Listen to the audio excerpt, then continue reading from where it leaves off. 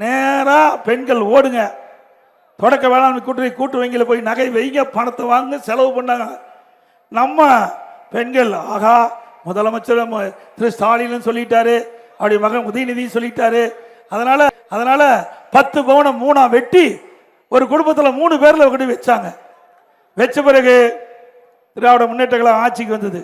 ஒரு உத்தரவு போட்டாங்க, என்ன ஒரு குடும்பத்துக்கு ஒருத்தருக்கு தான் அந்த கடன் தள்ளுபடி என்று சொல்லி 48 லட்சம் பேர் திரு ஸ்டாலினுடைய வாக்குறுதியை நம்பி, உதயநிதி ஸ்டாலினுடைய வாக்குறுதி நம்பி அவளை அணிந்திருந்த நகையை அங்க தொடக்க வேளாண் கூட்டுறவு வங்கியில வச்சு பணத்தை வாங்கி செலவு பண்ணிட்டாங்க. பிறகு பல விதிகளை விதிச்சு அதுல 13 லட்சம் பேருக்கு தான் அந்த நகை வச்ச பணம் வாங்கினு தள்ளுபடி செஞ்சது. மீதி 35 லட்சம் பேருக்கு நாமம் போட்டார். கூட்டுறவு வங்கியில வட்டியோட திருப்பி செலுத்தினால்தான் நகை கிடைக்குன்னு சொல்லிட்டாங்க. இந்த ஏழை மக்கள் என்னுடைய ஸ்டாலினுடைய பேச்சா, திரு உதயநிதி ஸ்டாலினுடைய பேச்சை நம்பி வாங்கின பணத்தை செலவழிச்சுட்டாங்க. நகையை திருப்ப முடியல. இன்னைக்கு அன்றைக்கு ஒரு பவுன் 35,000, இன்னைக்கு 1,15,000. எப்படி நாட்டு மக்களை ஏமாத்திருக்காங்க பாருங்க. இப்படி அறிவிப்பு கொடுக்கலீங்கன்னா யாராவது நகை கொடு சொசைட்டியில் வைப்பாங்களா? இன்றைக்கு 3 மடங்கு விலை உயர்ந்து விட்டது. இப்படி ஏமாற்றப்பட்ட மக்களை ஏமாற்றிய ஆட்சி மீண்டும் வேணுமா? 35 லட்சம் பேர் வயிறு எரிஞ்சு கிடக்கிறாங்க. எப்ப தேர்தல் வரும் அப்படின்னு எதிர்நோக்கிட்டு இருக்காங்க.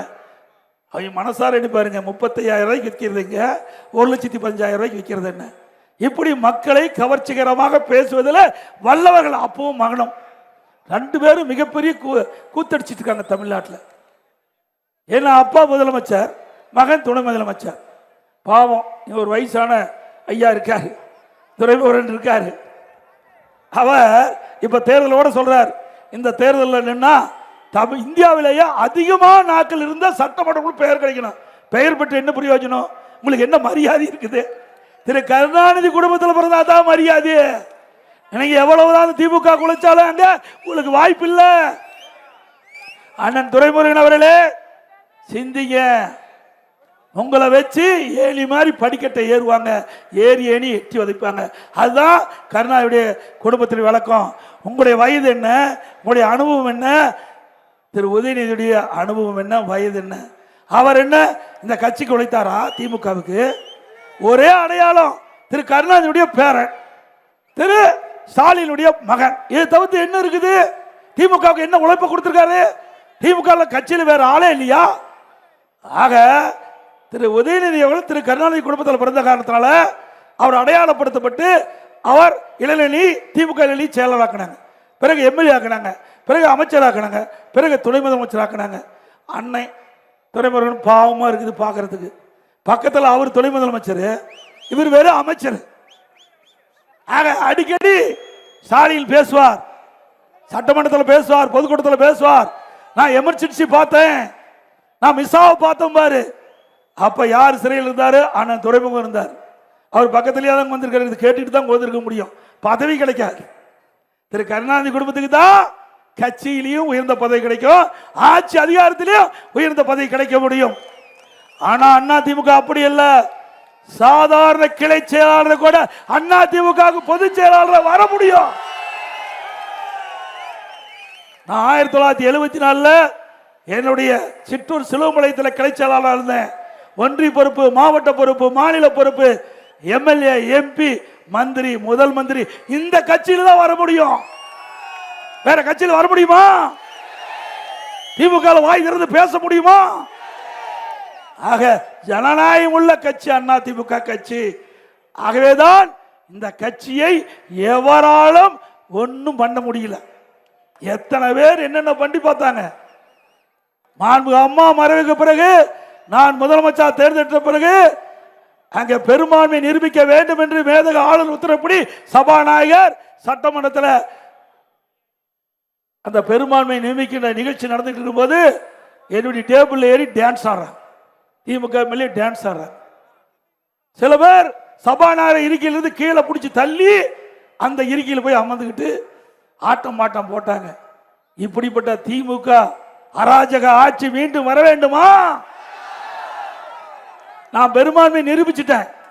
ஸ்டாலினால பொறுக்க முடியாத சட்டை கிழிச்சிட்டு வீதியில போறார் திரு ஸ்டாலின் அவர்களே. அன்றைக்கு நீங்க சட்டை கிழிச்சிட்டு போனீங்க. இந்த தேர்தலில் படு தோல்வி அடைந்து ரோட்ல எப்படி போவால் நீங்களே முடிவு பண்ணீங்க. ஆக அண்ணா திமுகவை எந்த விதத்திலும் வீழ்த்த முடியாது. அண்ணா திமுக தொண்டன் உழைப்பால் நிற்கின்றான், சொந்த காலில் நிற்கிறாங்க. உங்களை போல கூட்டணி கூட்டணி என்று சொல்லிக்கொண்டு கூட்டணி தயவுல அண்ணா திமுக இல்ல, தன்னுடைய தனி பலத்தோட இந்த தேர்தலை சந்திக்குது. எங்களுக்கும் வாக்குகள் சிதறக்கூடாது என்பதற்கு தான் நாங்கள் கூட்டணி அமைச்சிருக்கிறோம். உங்களை போல 10 ஆண்டு காலம் திமுக தலைமையிலே கூட்டணி தொடர்ந்து என்று நாங்கள் சொல்லிக் கொண்டு இருக்கல. இன்றைக்கு கூட்டணி தயவால தான் 5 ஆண்டு காலம் சட்டமன்றத்தில் திமுக ஆட்சி நடைபெற்றது. கூட்டணி இல்லைன்னா திமுக இல்லாம போயிருக்கும். இந்த ஊடக நம்பரும் பத்திரிகை நம்பரும் மட்டும் இந்த திமுக தாங்கி பிடிக்கலனா திமுக இருக்கிற இடம் தெரியாம போயிருக்கும். சிந்திச்சு பாருங்க. 5 ஆண்டு காலம் சட்டமன்றத்தில் திமுக எதிர்த்தே பேசல. திமுக கூட்டணி அங்கம் வைக்கின்ற கம்யூனிஸ்ட் கட்சி ஆகட்டும், விடுதலை சிறுத்தை கட்சி ஆகட்டும், காங்கிரஸ் கட்சி ஆகட்டும், ஒரு எம்எல்ஏ கூட மக்களுடைய பிரச்சனைய சட்டமன்றத்தில் பேசல. வாய் பத்தி இருந்தாங்க, உங்களுக்கு அடிமை சேவை செஞ்சாங்க, உங்களுடைய கட்சிக்கு தாங்கி பிடிச்சிட்டு இருந்தாங்க. அப்படிப்பட்டவர்களுக்கு நடைபெற்று முடிந்த தேர்தலில் 2021 தேர்தலில் கொடுத்த இடத்தை விட சட்டமன்ற இடத்தை விட குறைச்சு கொடுத்துருக்கிறீங்க. ஒரு சீட்டு குறைச்சு கொடுத்துருக்கிறீங்க. அவங்களுக்கு வேணும். நாங்கள் எவ்வளவு சொன்னோம், மக்களுடைய பிரச்சனை பேசுங்க. நீங்க ஒரு பிரதான எதிர்கட்சி வரிசையில் வந்திருக்கிறீங்க. மக்களுக்கு இருக்கின்ற பிரச்சனையை எடுத்து சொன்னா தான் மக்களிடத்தில் உங்களுக்கு செல்வாக்கு கிடைக்கும் அப்படின்னு